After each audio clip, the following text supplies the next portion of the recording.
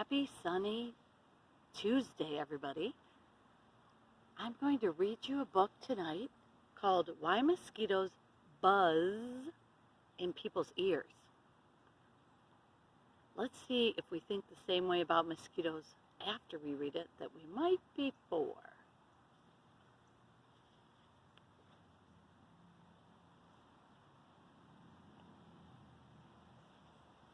One morning, a mosquito saw an iguana drinking at a water hole. The mosquito said, "Iguana, you will never believe what I saw yesterday." "Try me," said the iguana. The mosquito said, "I saw a farmer digging yams that were almost as big as I am." "What's a mosquito compared to a yam?" snapped the iguana grumpily. "I would rather be deaf than listen to such nonsense." And then he stuck 2 sticks in his ears and went off, mack, mack, mack, through the weeds. The iguana was still grumbling to himself when he happened to pass by a python. The big snake raised his head and said, "Good morning, iguana." The iguana did not answer, but lumbered on, bobbing his head. "Badman, badman, badman. Now why won't he speak to me?" said the python to himself. "Iguana must be angry about something. I'm afraid he's plotting some mischief against me." He began looking for somewhere to hide. The first likely place he found was a rabbit hole. Can you see that down there, the rabbits? The python's going to hide in the rabbit hole. And he went in.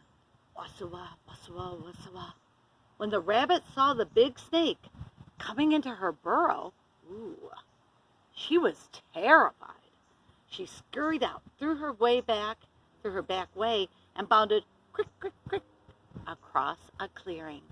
You can see her getting out of her rabbit hole.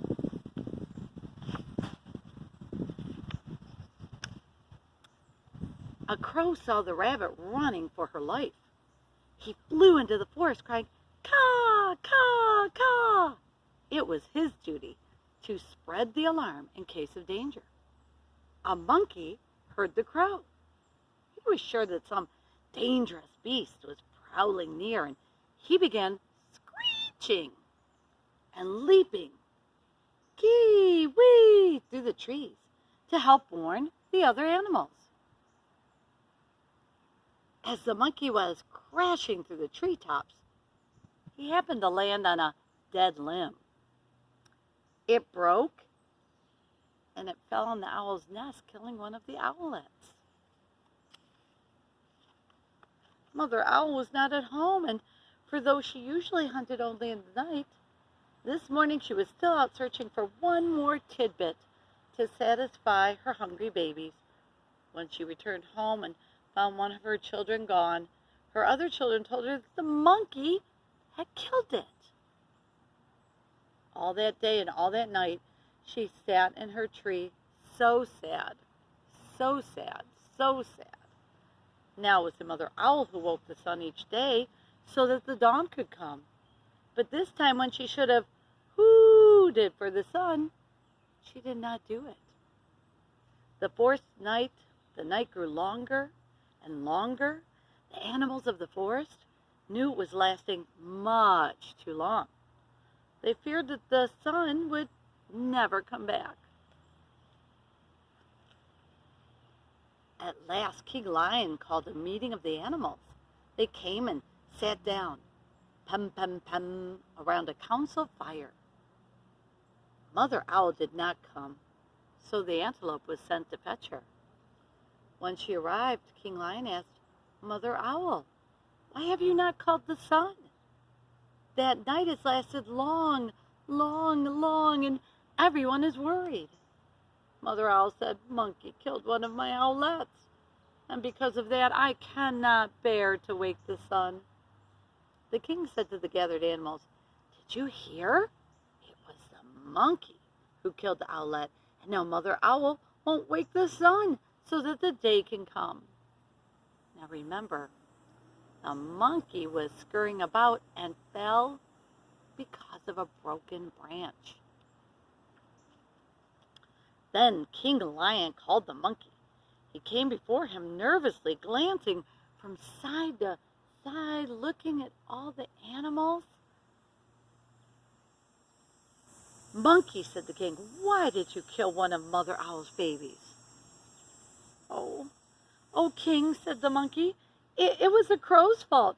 He was calling, and he was calling to warn us of danger, and I went leaping through the trees to help, and a limb broke under me, and I fell on the owl's nest.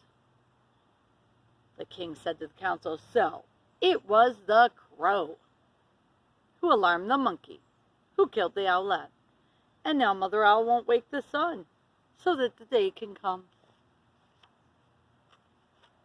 Then the king called for the crow. The big bird came flapping up, and he said, "King Lion, it was the rabbit's fault.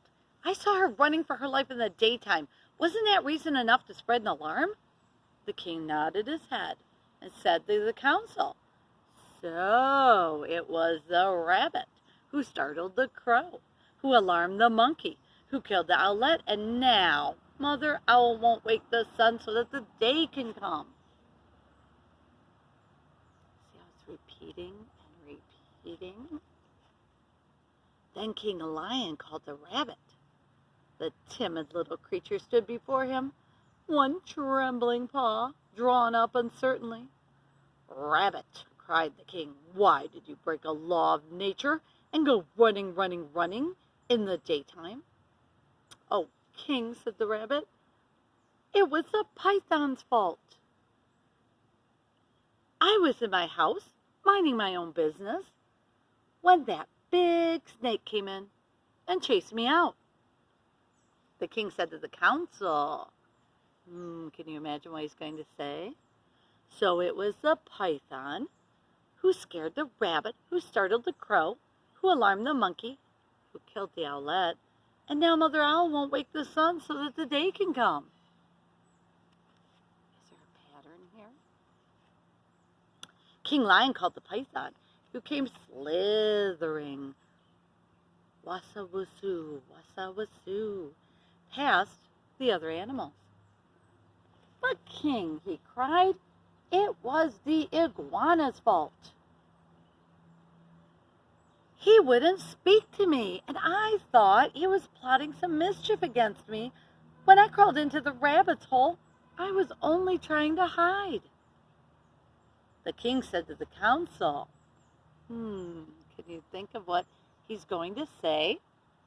"So it was the iguana who frightened the python, who scared the rabbit, who startled the crow, who alarmed the monkey, who killed the owlet, and now Mother Owl won't wake the sun so the day can come."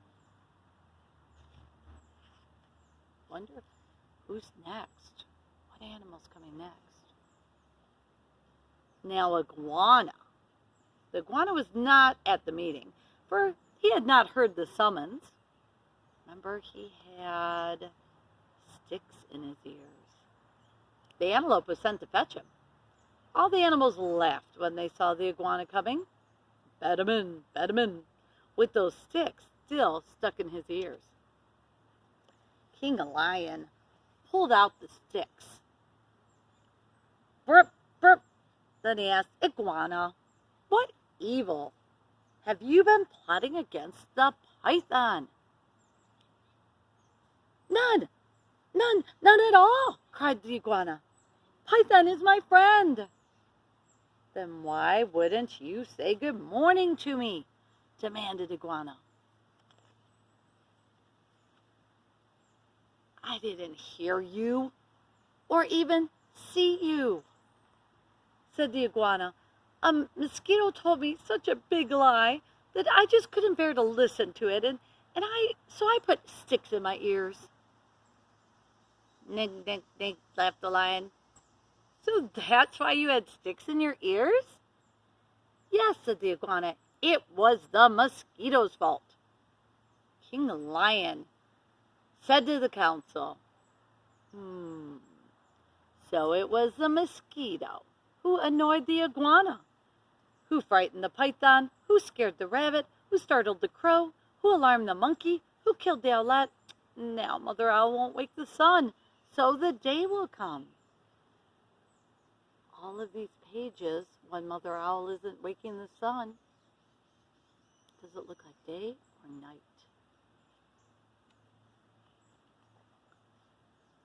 Punish the mosquito! Punish the mosquito! Cried all the animals. And when Mother Owl heard that, she was satisfied. She turned her head toward the east and hooted, "Hoo! Hoo! Hoo!" And what do you think happened next? The sun came up. Meanwhile, that mosquito had listened to it all from a nearby bush. She crept under a curly leaf. Some was never found and brought before the council. But because of this, the mosquito has a guilty conscience. The mosquito knows he did something that bothered many other animals, and he feels bad. So to this day, she goes about whining in people's ears. "See, is everyone still angry at me?" And when she does that, she gets an honest answer.